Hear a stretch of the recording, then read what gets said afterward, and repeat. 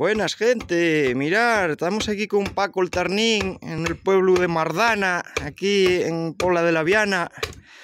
Y mirad cómo trabaja la madreña. Que no lo lleven preso. Que no lo lleven preso, dice Paco. Mirad cómo trabaja. Sí, hombre. ¿Qué madera ahí está, Paco? Abedul. Abedul. Mirad, artesanía tradicional asturiana. Estos son madreñes. Madreña de Abedul. Madreñes de Abedul.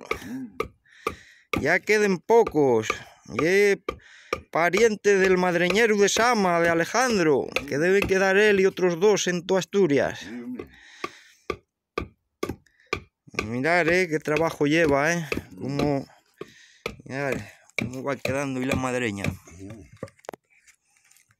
Sí, hombre. Son para mí, para aquí, para nada.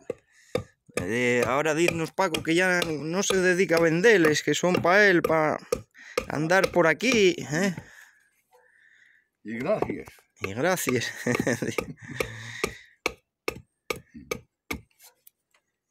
Mirad qué guapes. Porque yo llevo mucho tiempo que no hago yo nada de eso. Bueno, hombre. ¿Y qué herramienta hay que tener, Hay que tener... Mucha ferrería que corte. Claro. Ese que estás utilizando, ¿cómo se llama, Paco? Cazuela. La azuela. ¿Veis? Soy yo una azuela. Y después que utilices gubies también. Mucho más herramientas, hombre. Claro. Y nada, mirad, gente, aprovechando que estoy haciendo una rutuca hoy aquí por la de la Viana hacia el Pico La Vara, pues... Mardana, ¿qué es Mardana? Estamos en Mardana, dice Paco. Entonces aproveché, oye, mira, dejóme grabarlo, así que muchas gracias, Paco, por dejarte grabarte, porque, oye...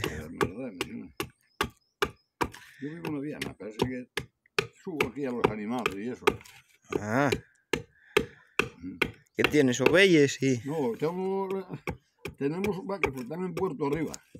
Ah, están para arriba, para Tarna, En Tarna, sí. Y una yegua que tengo allá, una yegua dos.